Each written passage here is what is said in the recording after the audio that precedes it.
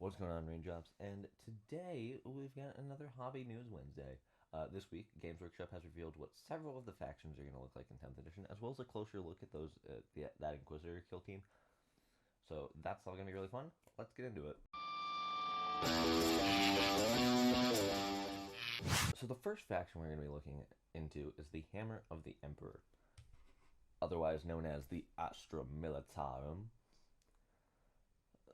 Their faction rule is basically going to be the voice of command. If your army faction is Astra Militarum in your command phase, officer models from your army with this ability can issue orders. Each officer's data sheet will specify how many orders it can issue and which units are eligible to receive those orders. Each time an officer model issues an order, select one of the orders below, then select one eligible friendly unit within 6 inches of that officer model to issue it. Until the start of your next command phase, the unit you selected is affected by that order. Unless otherwise stated, a unit can only be affected by one order at a time. Any order subsequently issued to that unit replaces the current one. If a unit being affected by an order becomes battle shocked, that order ceases to affect that unit. And the orders, of course, are these. Move, move, move! Add 3 inches to the move characteristics of models in this unit. Fix bayonets. Improve the weapon skill characteristic of melee weapons equipped by models in this unit by 1. Take aim. Improve the ballistic skill characteristic of ranged weapons equipped by models in this unit by 1. First rank fire. Second rank fire. Improve the attack characteristics of rapid fire weapons equipped by models in this unit by 1. Take cover. Improve the save characteristics of models in this unit by 1. This cannot improve a model's save to be better than a 3+. Duty and honor. Improve the leadership and objective control characteristic of models in this unit by 1.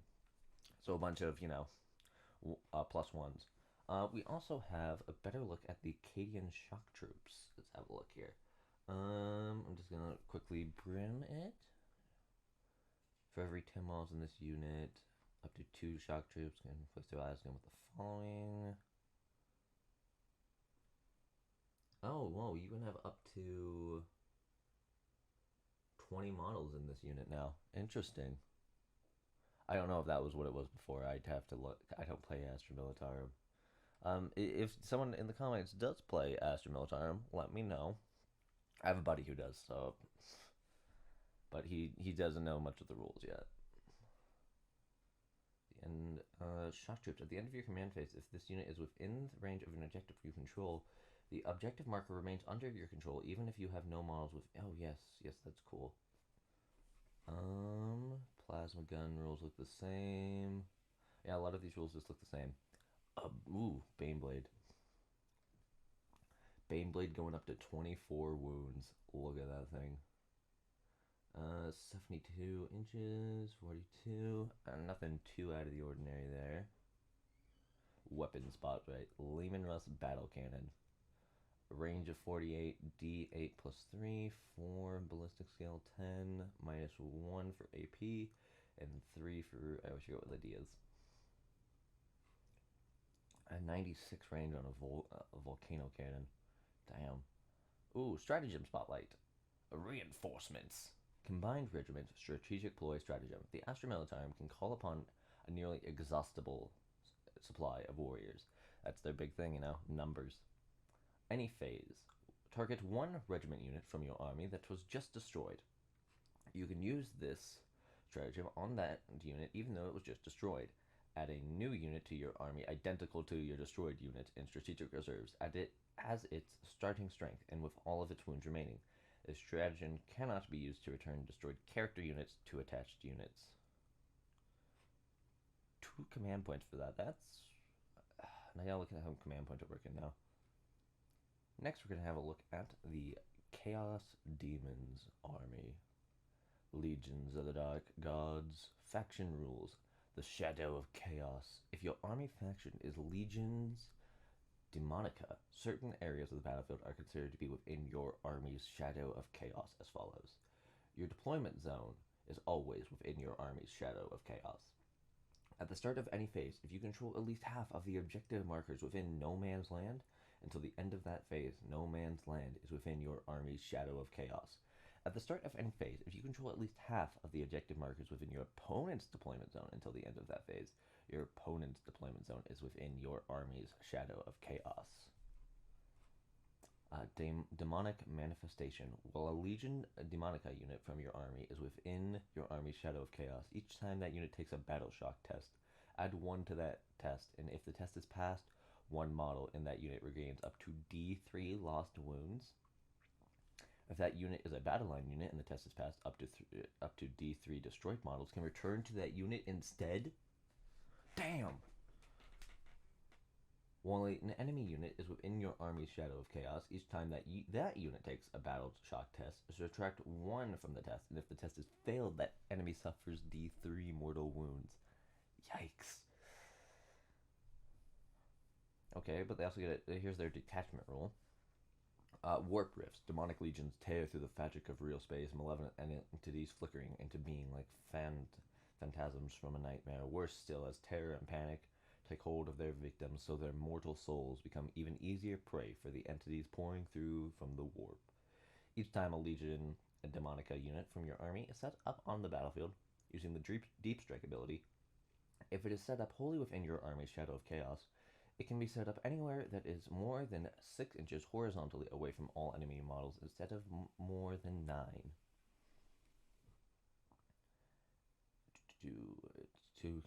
Army rule, Demonic Pack. If every model from your unit has the Chaos keyword, you can include Legion Demonica units in your army, even if they do not have the faction keyword you selected in the Select Army Faction SEP. The combined point cost of such units can include depend on your battle size as shown below. So Incursion up to 250, Strike Force up to 500, Onslaught up to 750. None of these models can be your warlord, and they cannot be given enhancements in addition. If your army faction is World Eaters, you can only include Khorne Legions, Khorne Demons basically. If your army faction is Thousand Suns, Tzeentch, Death Guard, Nurgle. Interesting that the Slaanesh Demons, there is no, it's just Lucius the Eternal instead of mentioning the faction. Probably because they haven't released that faction yet, which they really should get around to. Keeper of Secrets. Ooh. Faction, the Shadow of Chaos. Not seeing anything really new there, but again, all of these models are nothing I can really talk that much about. You got me some Space Wolves up in here. I could tell you a lot. Corrupt Real Space. Here's their command point 1. Demons effectively feel the need to despoil and corrupt every corner of real space, the better to sustain their otherworldly forms. When start of any command phase, target 1 Legion's Demonica unit from your army that is within range of an objective marker you control. The objective marker is said to be corrupted and remains under your control, even if you have no models within range of it, until your opponent controls it at the start or end of any turn. In addition, while an objective marker is corrupted and under your control, the area of the battlefield within 6 inches of that objective marker is considered to be within your army's shadow of chaos. Very nice. So, that is the campaign. Next up, we have the Sisters of Battle. And their army rule is Acts of Faith. If your army faction is Adeptus Sororitas, each unit from your army with this ability can perform 1 act of faith per phase. This is done using Miracle Dice. You get Miracle Dice at the start of each turn, and each time an Adeptus Sororitas unit from your army is destroyed. Each time you gain a Miracle Dice, roll 1d6. The number you roll is the value of that Miracle Dice. This value cannot be changed or re-rolled unless a rule specifically states otherwise. Keep your Miracle Dice to one side. This is your Miracle Dice pool. Performing an act of faith. Before making a dice roll for a model or unit from your army, with the Acts of Faith ability, if you have 1 or more dice in your Miracle Dice pool, that unit can perform an act of faith. If it does, select 1 of the dice from your Miracle Dice pool to substitute that dice roll. If a roll involves more than 1 dice, e.g. a charge roll or battle shock test, only a single die can be substituted. The dice that is being substituted is not rolled. Instead, the value of the selected Miracle Dice is used as if it had been rolled. This counts as an unmodified dice roll of that value for all rules purposes. Its Miracle Dice can only be selected for substitution once. Once all Miracle Dice substitutions have been made, remove the chosen Miracle Dice from your Miracle Dice pool and roll all remaining. Unsubstituted dice that are part of the dice roll you can use Miracle dice when a unit performs an act of faith for any of the following types of rolls: advanced, battle shock, charge roll, damage roll, hit, saving throw, wound roll. The detachment rule. The blood of martyrs. The blood of martyrs is the life force of the Imperium. So do the tenets of their order joyously proclaim, and in the warrior's darkest hour does the sacrifice of their fallen sisters shine brightest. Each time an Adeptus Sororitas model from your army makes an attack, add 1 to the hit roll if that model's unit is below its starting strength. Add 1 to the wound roll as well if that model's unit is below half strength. For the purposes of this ability, if a unit has a starting strength of 1, it is considered to be below its starting strength, while it has lost 1 or more wounds. The Triumph of St. Catherine. Faith. Not seen anything new. I haven't really looked at Sisters of Battle rules that much in 9th edition. 36, again, couldn't tell you much. Let's have a look at their command, though. Rejoice the Fallen. The death of a battle sister only stirs the survivors to fight harder to exact swift vengeance. When your opponent's shooting phase just after an enemy unit has resolved its attacks. Target 1 Adeptus Sororitas unit from your army that had 1 or more of its models destroyed as a result of the attacking unit's attack.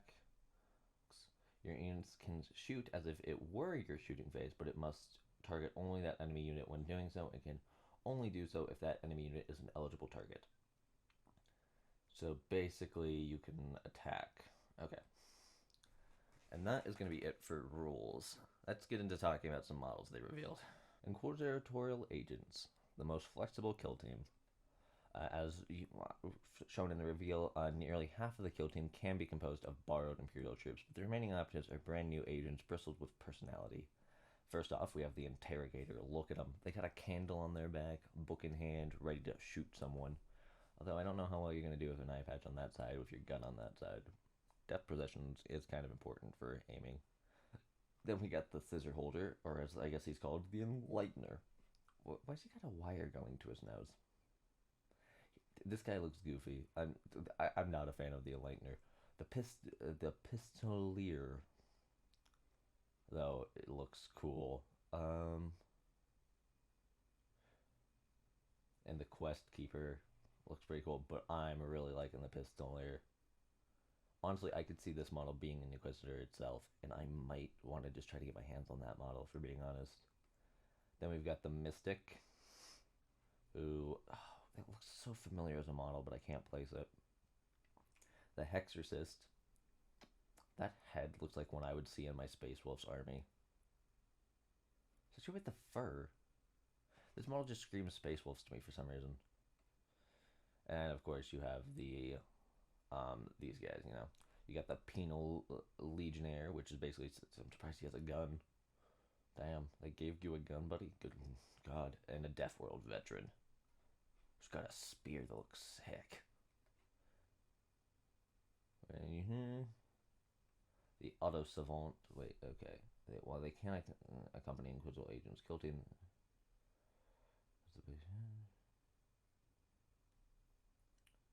Okay, so these are in it. The Auto Savant and Servitor, and the Tomb Skull. And here's a closer look at the sprues for those that are interested in that. Looks like these are going to be more... I've never looked at a kill team sprue before, but this is definitely interesting. And finally, to wrap up our Warhammer 40k news, we have Combat Patrol. Combat Patrol has been designed for a wide variety of players, but mostly new and returning, like new players. It's not who don't want to like build a 1,000-point army before playing a game. So they're all balanced against each other somehow. I'm looking at the Captain. Oh, interesting. In the Combat Patrol, he actually has a name. He's Captain Octavius. Very interesting. He also automatically has a relic weapon as for his melee weapon. Okay, that's interesting. Okay.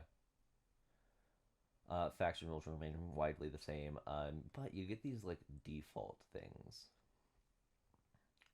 I'm trying to look at this.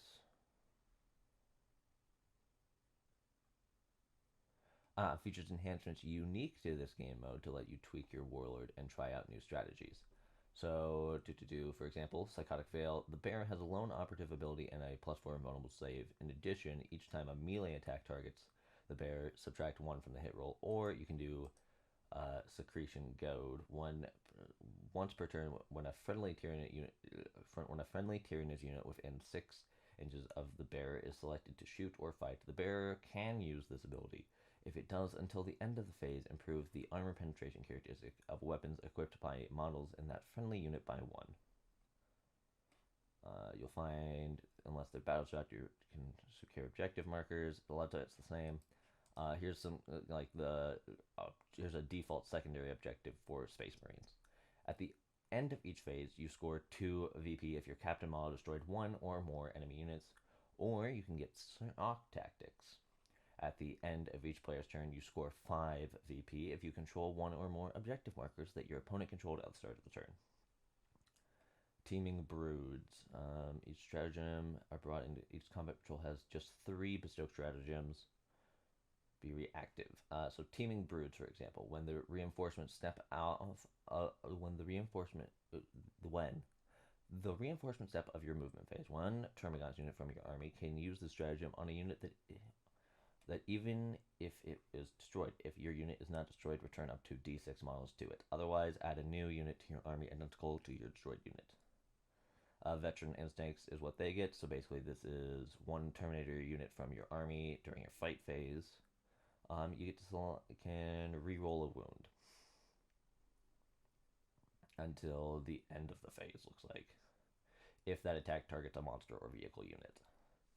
So yeah, that's kind of what's going on Combat Patrols. Next up, we've kind of got like my personal news, and I don't even have a lot today. Alright, and that is it for our Warhammer news. I couldn't find any D&D news this week, just nothing that interesting. There was some talk about the fat dragon in the D&D movie, but I didn't find it interesting enough to talk about. I'm looking for more tabletop stuff to talk about there.